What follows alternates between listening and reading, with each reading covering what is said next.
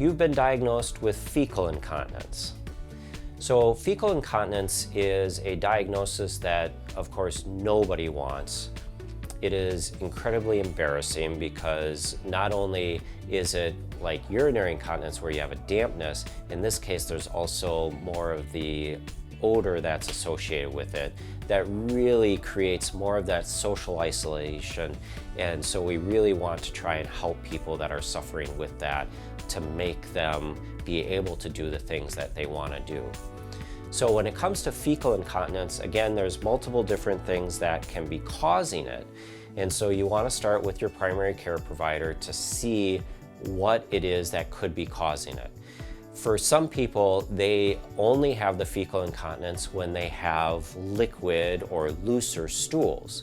So sometimes there is an intolerance to foods, whether that be a lactose intolerance or many other types of intolerances that you can have.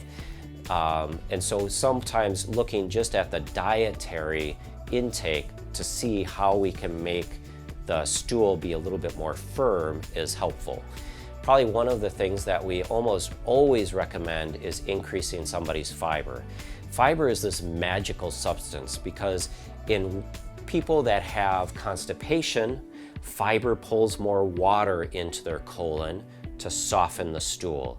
People who have diarrhea, the fiber soaks up some of that extra water so that their stools are more formed.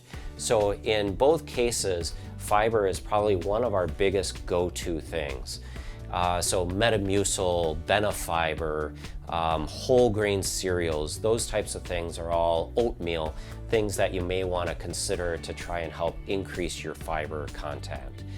But if it's once we've looked at that and we've looked for other things, there are actually medications that you can use to try and help increase the solidness of your stool.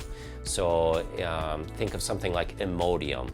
So Imodium is something that people take when they have diarrhea, but in some cases we will find that people need to take Imodium on a regular basis just to keep their stools more formed. Basically, we're slowing down the movement of the food through their intestine so that the water can be absorbed more quickly. If that's not helping, then the next step is probably going to be looking at other options as far as evaluation. So you could look at going to a gastroenterologist to make sure that there is no issues with your colon, making sure you've had your colon cancer screening done, all of those good things, that's important to do.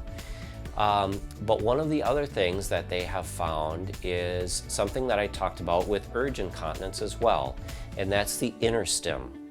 So inner stim, as I mentioned, is a nerve stimulator that stimulates the S3 nerve that helps to control the bladder, but they've also found it helps to control the sphincter of the rectum even better than it controls the bladder.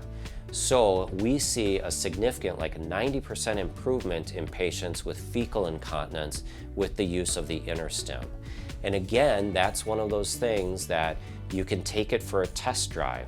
So you come into the office, we put the wire in so that it's down by your sacrum, we make sure it's in the right spot, we tape it to your back, and then we send you home, and then you try it out for sometimes 7 to 10 days. It depends on how frequently people have their fecal incontinence, because if you only have it once every 2 weeks, we want to try and make sure that we're getting a good response from that inner stim before we decide to put it in as a permanent placement.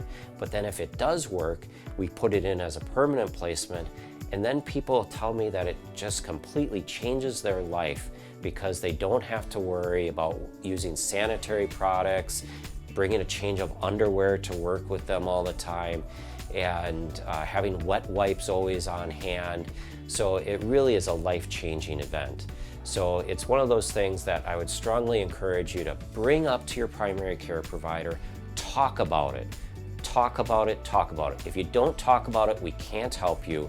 But then once you talk about it, we can get things in motion so that we can try and help you and get you to live the life that you want.